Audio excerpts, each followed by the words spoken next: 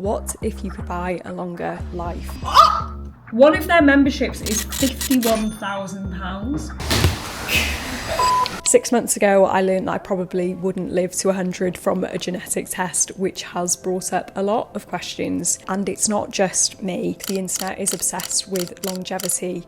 The global longevity industry is projected to explode to over $600 billion. This is incredibly bougie. There are clinics charging thousands for high-tech health scans, influencers selling anti-aging supplements. My body fat is over. And tech millionaires like Brian Johnson spending over $2 million a year to try and age backwards. I can't decide if he has actually aged backwards or if he's quite a lot of Botox. But something doesn't feel right. My name is Faye, and as a doctor I see the value in prevention, but has our pursuit of immortality gone too far? I was disappointed in myself. Are the Brian Johnsons of the world selling real science or just really expensive marketing? So today I'm putting my own money and body on the line. I'll take you along as I visit an exclusive longevity clinic in London where I'll go through extensive blood tests and investigations. A little bit of a spoiler, they were not great. And as I anxiously wait for those results, we'll deep dive into the science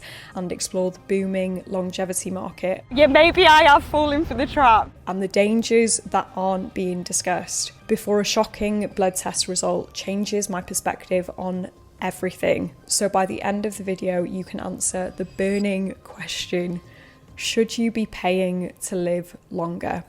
So I'm trying to find a longevity clinic in London that I can go to. And ideally, I would rather not spend my own money. So I'm gonna do the really sickening thing and message on my Instagram and hope I get a significant discount.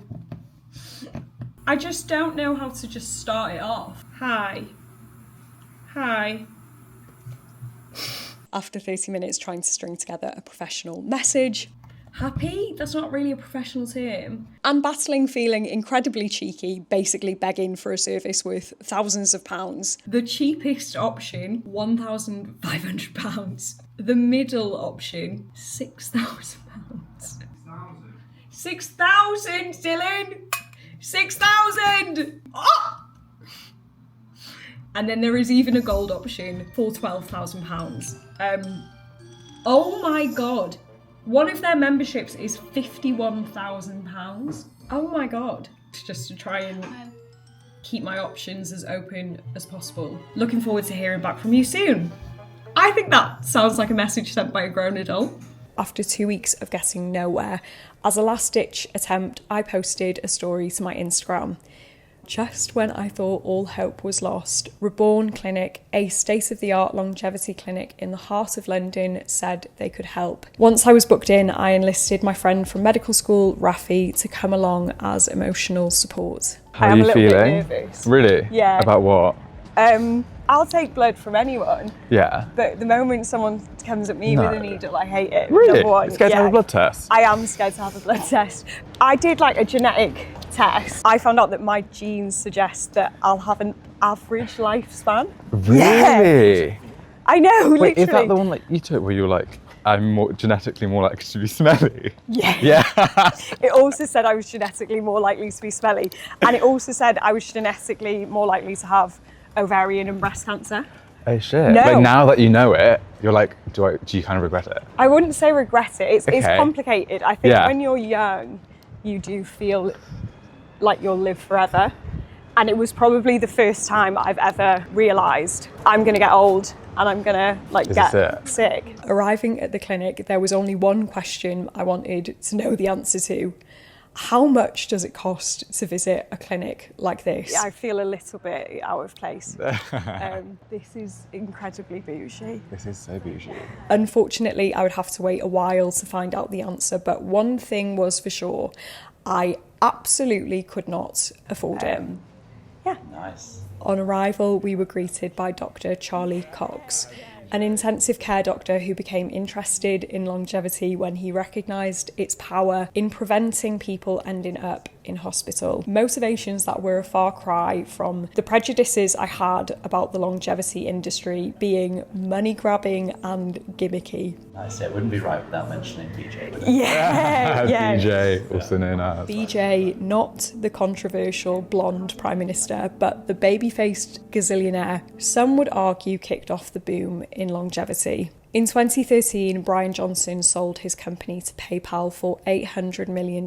His daily routine consists of waking up at 4:30 a.m, eating all his meals by 11 a.m, going to bed at 8:30 p.m, and taking over 100 pills. He claims he has reversed his biological age by a decade to 37, but honestly, I can't decide if he has actually aged backwards or if he's just got really quite a lot of Botox. There looks like there's a lot of Botox, not necessarily that he's, I don't know. I know nothing about this man. That's what's interesting is like facial appearance is like it's not traditionally the healthy look, is it? Because what modern society tells us is a healthy look now is a deep tan, isn't it? Yeah. And he is like the complete opposite of that, pure paste. Yeah. And he says that that's right because you don't want to increase the risk of skin cancer at all, and you want to be very careful with that. Obviously, his routine would be completely impossible for the everyday person with a full-time job, but could promoting his lifestyle even be considered dangerous? We go to bed at like 6 p.m. or something. Really? Yeah. That is where I was like, some of this is untrue because I was at a party and then he was there and it was in the 9s. Mate. Shock. Not everything you see online is real. Once I was all booked in, I answered some pretty personal questions about my health in potentially the most expensive room I have ever sat in. If A&E waiting rooms looked like this across the country, the waiting time problem would get even worse. But even more luxurious than the waiting room was the snack bar. It's the healthiest snack bar I've ever seen in my entire life. Rafi and I spent a good few minutes mesmerised by the snack bar and trying to not get in trouble. This is how they count down how long the members have got left to live.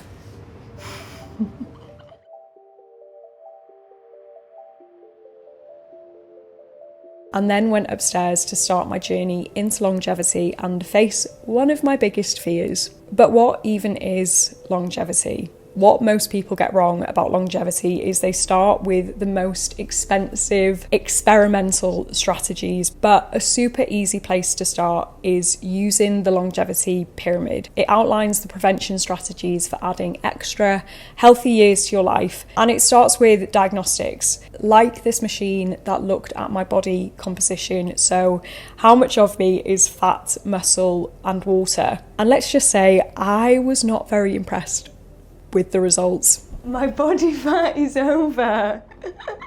Why are you laughing? I also had extensive blood tests taken, aka one of my biggest fears. And together these investigations can be used to assess my risk for disease in the future. It's fair to say I was not expecting the results that came back, but you'll have to wait until later in the video to see what I found out. The next step on the pyramid looks at lifestyle interventions and stress management, the cheapest ways to add extra years to your life, and I was surprised it made up the biggest part of my consultation with Dr. Cox. Are you stressed?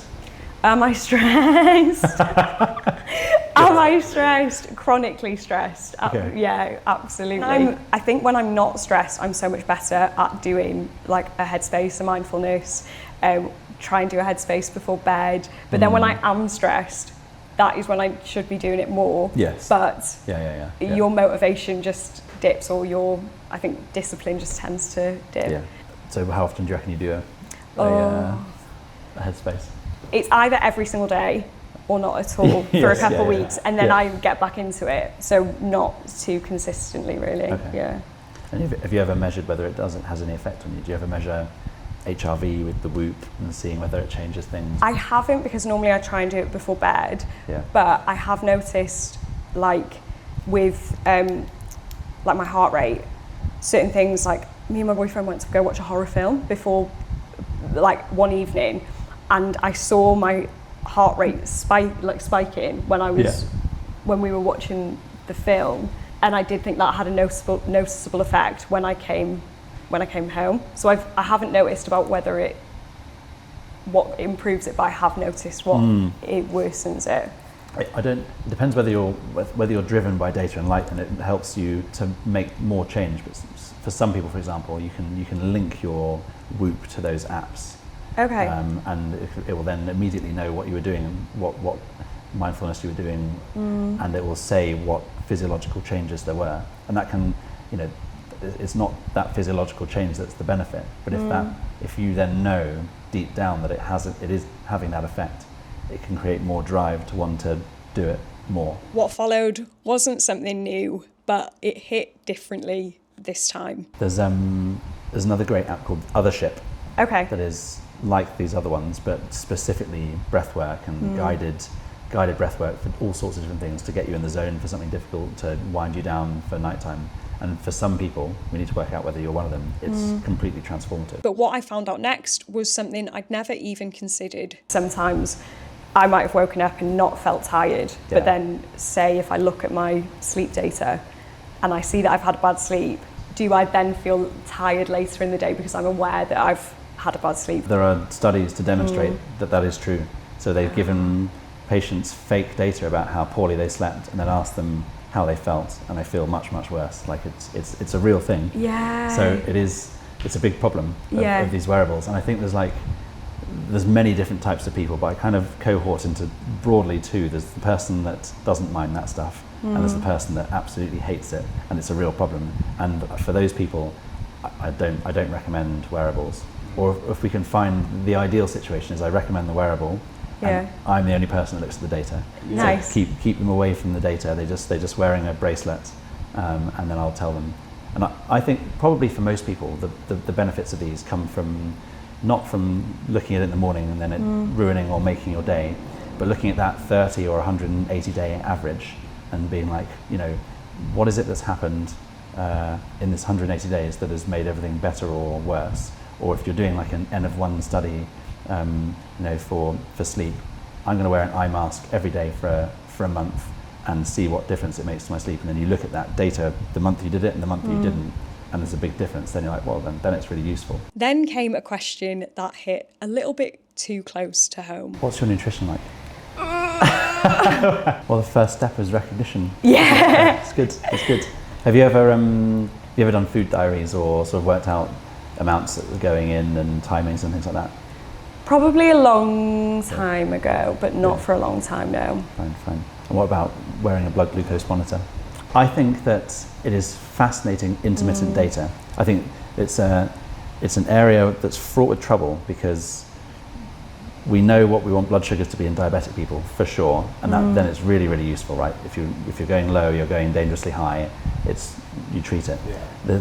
This idea of using it for well-being or longevity is more nuanced and complicated, and there's definitely a dark side to it, I think, where you can be a really healthy person, wear one all the time and aim for this flat line, no spikes, and be really worried when you spike, forgetting that it's normal physiology to have spikes, and actually what's more important is how quickly you come back to normal and what your insulin levels are and the whole package.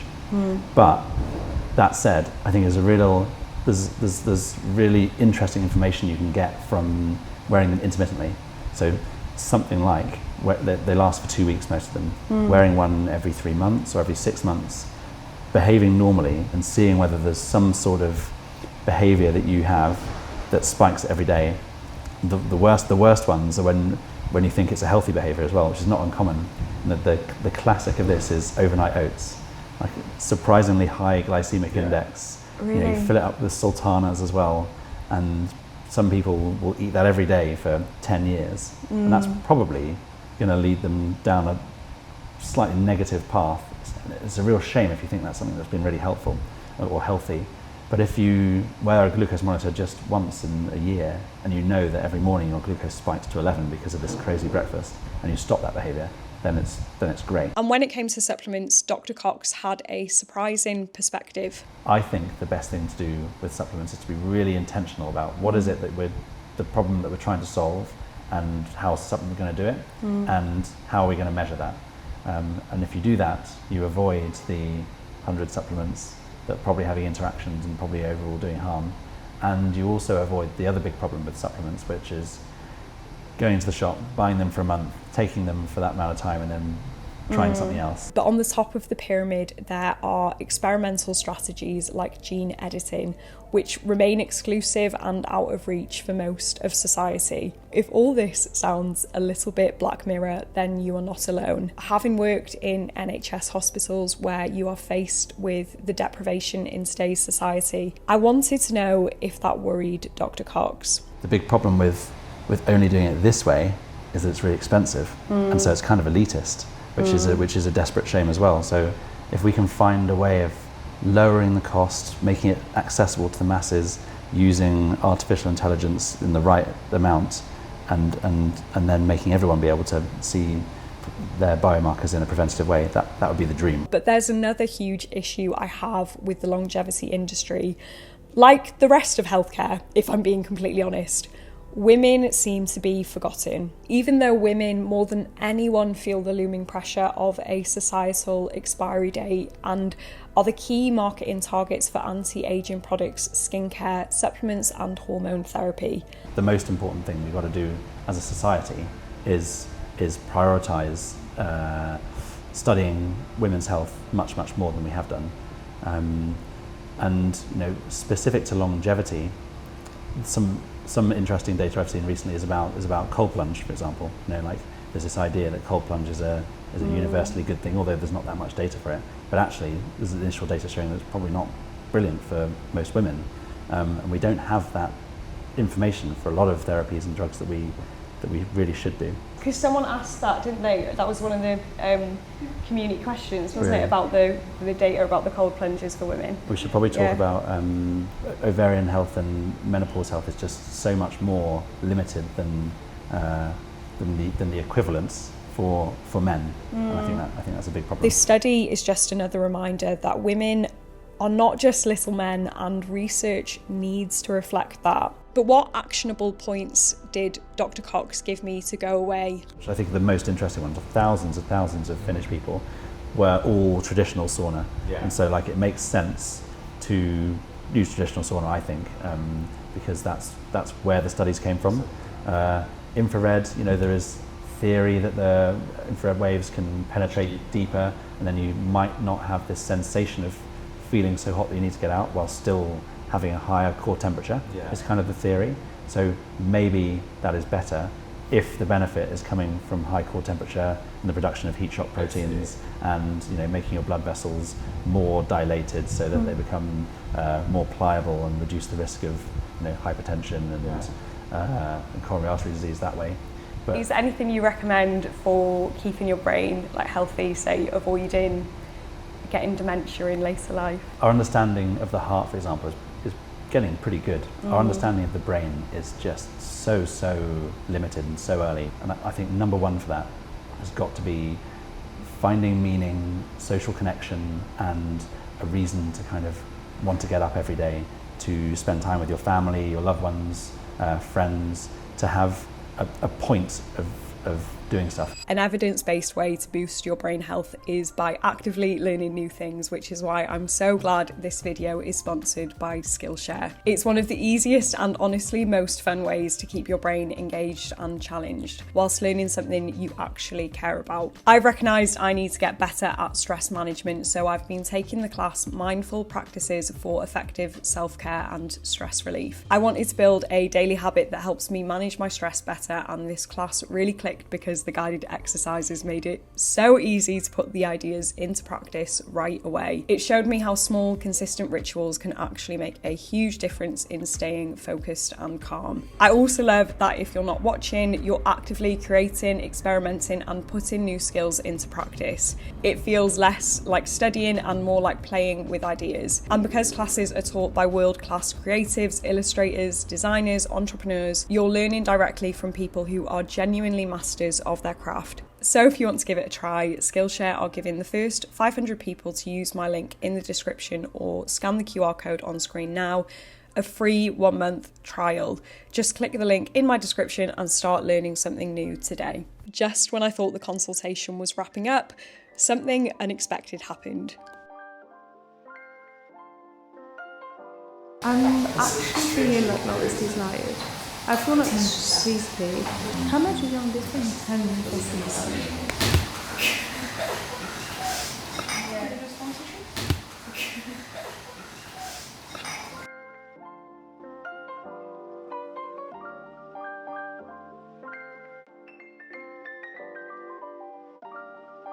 After a morning of investigations and actionable advice, what were my biggest surprises leaving the longevity clinic? Why is your head spun? Well, I think I went in there with a very narrow-minded view, thinking like these people are just like capitalising on health. They want to make money. Do they actually really believe in it? And like, is there actually any point? But like you said, I think he's actually quite rational. And so rational. I was the same. I really thought that there was going to be so much that I felt was really gimmicky. Yeah. I mean, who knows that? What with the regenerator? Yeah. Maybe I've just been sucked in. Yeah, you've fallen. America's dream. Yeah. Would you want to live to 100 if you could? I think it's difficult. You want to live in good health, don't you? Yeah. But like, do I want to live to 100? Probably not. Like, I reckon 70, 80, that's a good few years. And if you can live that well, then like, actually, do you need any more? Easy to say now. And like, maybe not how I'll feel later in life, but how do you feel about waiting for your results? And you've got your poo test as well. I can't believe. To look forward to. I've got to freeze my poo. Logistically, how does that work? I don't want to be putting my own feces in my freezer. You can't put it in the same fridge. You can't. I don't have another freezer. What do you mean I can't put it in? If they're telling me to freeze it, you're gonna have to like take everything out and then disinfect it afterwards. Yeah. I mean, it's difficult because I think you were surprisingly sad about your body and that's a very superficial. No, because a superficial like level of investigation that you've done so far. Yeah, true. So like, how do you feel about getting more? Not as in like you're really superficial, as in like what the information that was gathered from that. Was very superficial. That's right. I was actually going to say, I think it'll be fine. But whilst I'm waiting for the blood tests, I will absolutely get a little bit anxious. Yeah. Like. It's understandable. Being disappointed that I don't have that much muscle. Yeah. I was disappointed in myself when I know that I haven't actually done the work to get the muscle. Yeah. I think I will put a lot of pressure on those results. He did sort of sell it to me, to be honest. Yeah. I was a bit like, I kind of want to do the scan, and I kind of want to have the blood test done, and I guess it's like the more you know can be good, but it can also be quite daunting. Yeah. Oh, I don't know. I'd sit on that bed again. I'd have a nap on that bed again. That was I was dying for that bed. That was sensational. What if you could have any of the treatments, what would you have? Any of the treatments? Yeah. God, I don't really know. I think I would find really useful to have a consultation around the supplements and like what to take. I feel like that's like low risk but high impact, and it feels a bit more founded in science than electrons whizzing around my body. Yeah. But maybe I just don't know enough about it. Yeah. I need to look into that actually. Yeah, I do. Do you have any take homes? I actually feel like I kind of always thought these monitoring things were a bit naff. Yeah. But I'm actually like, it could be quite useful to be able to collect that data. It's what he said about the high blood pressure. I'm like, you never really know if you have high blood pressure, but obviously like chronic periods of having high blood pressure isn't good for you. Yeah. So if you're able to know that and then do something about it from like a lifestyle point of view, like actually that probably does have long-term benefits for you. Yeah. And I'm going to go to the sauna. The sauna. Can't wait. We should go on Thursday. Yeah. We actually should. It's really good, that one. Yeah, no, maybe we should go to the sauna. Yeah. I thought that they were all going to be control freaks, like rigid. It seemed pretty tame. It did seem attainable.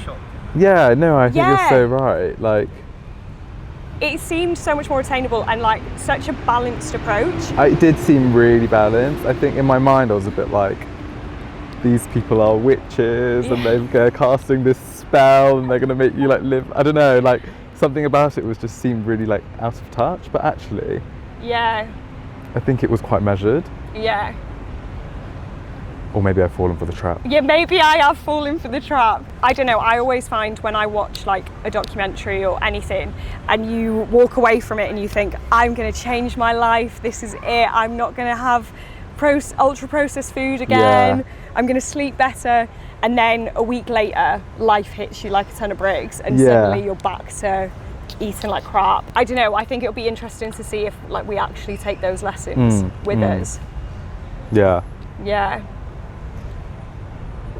Guess we'll find out. I guess we'll find out. There was still a worry on my mind that I didn't get to ask Dr. Cox about. After seeing Kim Kardashian get a whole body MRI, I was inundated with messages from my friends saying they would also like whole body MRIs. Tell me I'm wrong, but it really made me question whether this trend in investigating seemingly healthy people wasn't just a money grab, but it could also have a dark side. So it is the 19th of August, 7 days since I went to the clinic, and I can't lie, I am feeling a little bit anxious about my results. And I want to preface all this by saying I'm generally quite an optimistic person and not someone who has tendencies to be a little bit of a hypochondriac. I'm the person in my friendship group who's always saying, it'll be fine, there's nothing to worry about. However, I realised when I got my first cervical smear that me and medical investigations do not get along. I can be extremely healthy, feel fine, but I will still get very anxious waiting for results. And unfortunately, anxiety is not a benign emotion. I would have to sit with my anxieties a little bit longer waiting for my results. So I did what any anxious girly would do to handle her emotions. Read about all the worst things I could possibly find out. I stumbled upon another big name in the wellness optimization world who made a worrying discovery after she got a full body MRI. He said, we found an aneurysm in your brain. Does that mean I'm gonna die? Does that mean I'm gonna have a stroke? Here's an image of it,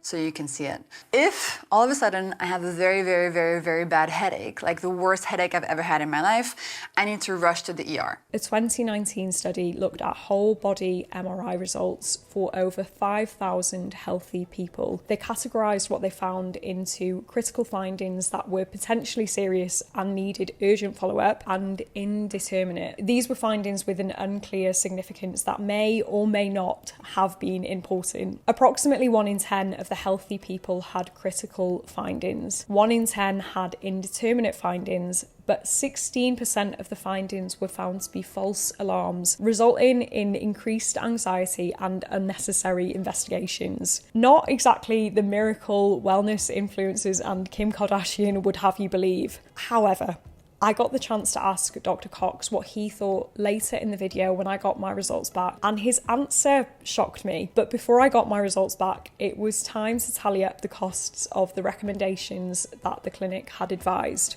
Dear Faye, it was a pleasure to meet you today and begin work on a personalised, evidence-based longevity strategy. You are at an incredibly dynamic point in your life, until recently working in the NHS, preparing to start a master's in women's health and producing content as an established YouTuber, all on top of your personal health and fitness journey. The aim of this process is not only to help you live longer, but to ensure each decade ahead is rich with vitality, clarity and resilience. That's a really interesting point in the letter, because I think going into this video, I had this preconception that longevity was just about adding extra years onto your life, regardless of what those extra years look like. I'm definitely someone who values quality over quantity. You are really driven to succeed, and staying on this trajectory is clearly stressful.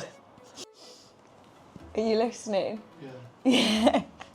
There's a bit about you in a little bit. You're very much in the midst of a period of go and managing it well. Mindfulness practices via the Headspace app are something you return to intermittently, but you haven't found something you reliably stick to. Your diet in recent months has been dictated largely by the demands of your schedule, relying on hospital meals, sandwiches, instant foods, and biscuits in the afternoon for quick energy. Your boyfriend often cooks for you when you're at home. The plan, the meaty stuff together. Sleep and recovery, maintain caffeine cut-off at 2 p.m, temperature regulation, Keeping your bedroom cool supports better sleep. The 8 Sleep mattress offers precise temperature control. How much do you think this is going to cost? A lot of money. Guess. Controlled mattress. £1,000. And the Pod 5 Ultra is $4,299. It's not the mattress, it's a cover that goes over the mattress. So mattress, I've not won Dylan over with the mattress. Light and sound control, blackout blinds, an eye mask, earplugs or a white noise machine can help create the ideal sleep environment. But there's one for £30. Evening light management, reduce blue light exposure before bed with blue light blocking glasses and opt for red or amber lighting instead of bright artificial lights. Screen and phone use, minimising phone use in the bedroom can support better sleep hygiene. Morning sunlight exposure, getting outside first thing in the morning helps regulate circadian rhythm. Pre-bed routine, wind down with reading, meditation, stretching or breath work. Meal timing, try to avoid eating 2 to 3 hours before bedtime to support metabolic health. 1 to 2 low to moderate intensity runs per week. High protein breakfasts and aim to include at least 5 different coloured plant foods. Environment. A high quality air filter can improve indoor air quality. The Dyson air purifier is the option I recommend. Price guesses? Under 500.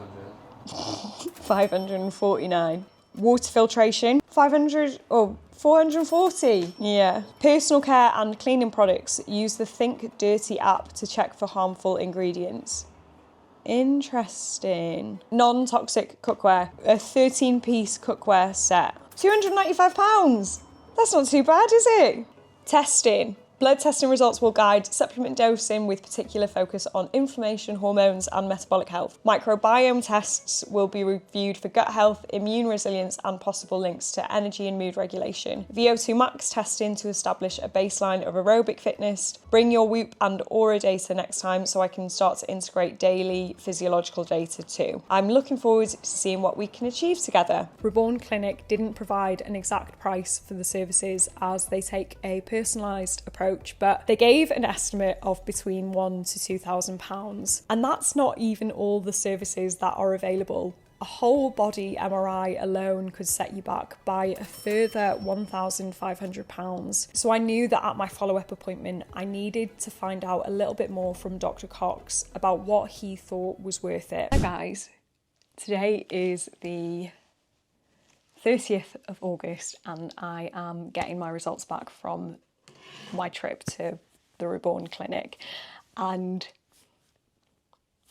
the video where I get my fertility bloods done will come out after this one. A little bit of a spoiler, they were not great, and that has absolutely impacted my anxieties around receiving these blood tests back, and I feel extremely torn about that because I think on one hand, I'm really grateful that I now know the information I do from getting my fertility bloods checked. I have experienced a lot of anxiety, and you do really have to think about whether this anxiety is worth it. And in a lot of people who are healthy and they don't have symptoms, a lot of the time it might not be. However, maybe it'll be a similar experience to the fertility bloods where I get them back, find out that something isn't quite right, and I'm so glad I had these tests done. Either way, it doesn't help that I am feeling pretty on edge. Okay, let's go. Hi. Morning. Well, evening for me, but good morning. Is it really? Yeah, it's like 5 p.m. I'm in Japan. Before I got my results back, I finally got to ask Dr. Cox his opinions on full body MRIs, and the answer shocked me. Do you have any thoughts on the whole body MRIs? I do. And I think it sits, for me, it sits, like I said, in the middle, where I think there are some people where it's a good idea to have a full body MRI. I think taking a step back, I think that if you do decide to have one, you've got to be very careful about how you do it and who you choose to do it with, because there's this big industry coming of like Pronuvo, and there's a few other startups that are giving like quite low quality, low Tesla MRIs, like 1.5 Tesla MRIs that just I don't think are good enough to diagnose and to pick up on actual problems. So I think absolutely stay away from those. But if you're the kind of person that wants this information, I think it's reasonable to go for a high quality full body MRI, but not just booking it online and then taking your results somewhere. I think you should be heavily counselled by someone that knows a lot about it, gets to know you, and then you come to that decision with them, with the full recognition that there may be incidentalomas, and to plan ahead as to what you're going to do if you do find those. I think that's the important thing to do. Not the answer I expected, but even more unexpected were my blood results. Have you seen your blood results? No. The overall headline from these blood results, they're pretty extensive, although there's nothing really concerning, so do not worry. Fab. There's probably two things to delve into that are worth like highlighting and thinking about in the future, and then everything else is just like nice negatives that there is no problem here. Nice. But it's worth going through those anyway. Let's start at the top because this is the first one. Have you heard of lipoprotein a? Yeah. Did you know that yours is high? No. Okay, fine. So yours is on the high side, 213. It is basically a quite atherogenic lipoprotein, and about a fifth of the UK population has a high level, which is more than 75, and 4/5 don't. You and I, unfortunately, are two of the 1/5 that do have a high level, and it's mainly genetically determined. So it's nothing to do. It's very difficult to change it with lifestyle, with any intervention at the moment. And basically, you're either in that group of 1 in 5, or you're not at the moment. And the relevance of it is that it quite significantly increases your risk of cardiovascular disease in the long term. So like the numbers, I don't know if you're a numbers person really, but it's worth saying. It probably, if it's more than 75 or significantly more, you're in the region of double the risk of cardiovascular disease compared to if it's low, which is quite a lot. Yeah. But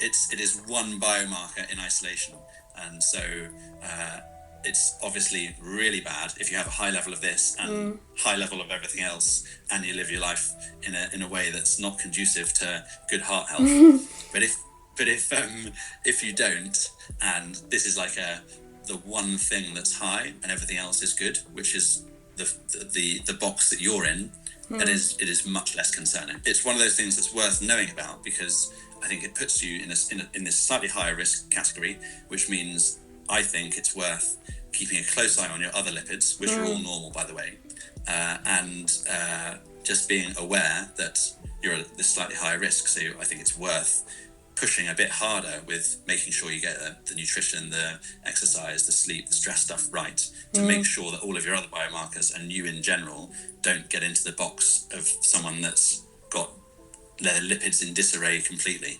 because you're a slightly higher risk. Does that make sense? Yeah, no, it's a good little bit of motivation. I cannot believe how wrong I was about my expectations for this experience. I thought longevity medicine was all about trying to live forever. But Dr. Cox shared a personal story about why this was so important to him that changed my perspective completely. The reasons why we need to be more focused on preventative healthcare, because the extreme far end of it that is terrible is that there are people dying every day in intensive cares and in hospitals because they haven't looked at their biomarkers, and their first symptom has been a heart attack or an out-of-hospital cardiac arrest, and that's been brewing for many, many years before.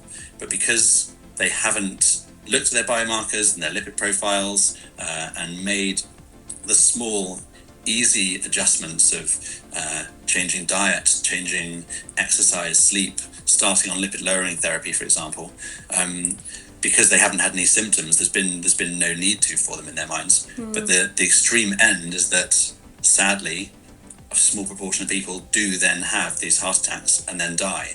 And I feel increasingly strongly that a huge proportion of those are preventable if you look back 10, 20, 30 years and start to be more proactive about your health. This might be controversial, but longevity medicine really isn't about trying to live to 100. It's about making healthy changes, so hopefully your future children don't lose a parent too soon. Also, you're fit enough to run around with your grandkids. Well, that felt extremely empowering and I feel a lot better. I still definitely have a lot of reservations about how inaccessible a lot of this is, especially when a lot of the country are using food banks and can't afford to buy whole and processed foods. That is exactly the reason I want to make these videos, because there are so many free and low cost ways that you can extend your life and prevent disease without spending this money, but also so that if you did want to invest your money into your health, you spend it in the best possible way and not waste money on things that don't work for you. And if there's one thing I want you to take away from this video, it's absolutely never as simple as it seems on social media. It is always so personal. And at the end of the day, it is your body. You have to make those decisions for yourself based on the best available information to you. The important thing is making sure that the information you're getting is the best and not from some random influencer who's trying to sell you a pill that you might not need. Because I am going to be getting my eggs frozen, I am going to be taking my health a lot more seriously over the next 3 months, treating myself like your personal guinea pig so that you do have access to this advice and information. So if that is something that you would like to see, then please make sure that you have subscribed with the notification bell on. I know a lot of you will think I'm being dramatic, but turning 27, I did suddenly feel like I was losing that feeling of immortality I had in my early 20s, especially as a woman, where even though our life expectancy may be longer, we are expected to spend more years in ill health. I wanted to see how much my friends were willing to sacrifice for extra years added to their life. You have to give me your genuine answer. Okay, you live to 100, but you never eat birthday cake ever again, and you never drink alcohol ever again, but I mean, Deal breaker! Never eat birthday cake, never drink alcohol, but live to 100, or die at 60, but you drink and you eat birthday cake. Die at 60. Good one. 60. 60 is kind of young. 60 is kind of young. 100 is too old. Yeah, exactly. You're asking questions. Who wants to live to 100? Why am I still here? Quality. How would one Who's actually enjoying life at 100? Okay.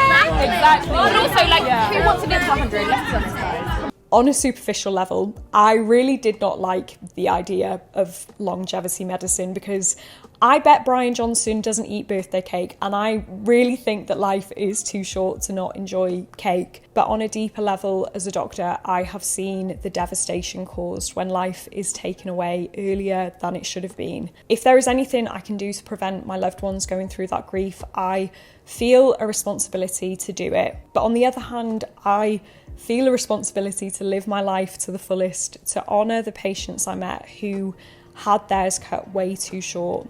It's absolutely a balance. You can do every single thing right and be hit by a truck tomorrow. And if you're counting every calorie, biohacking every hour, and fretting over longevity scores, you might miss out on the joys of being present. There's an irony if your quest to live longer steals time away from actually living. But there's a lesson even more important to take away from all of this. Supplements and human regenerators are not going to save you if you ignore the free stuff. Moving your body, sleeping, and nurturing your relationships. So the decision is up to you. Where do you sit on the spectrum? How much are you willing to sacrifice for extra healthy years added to your life?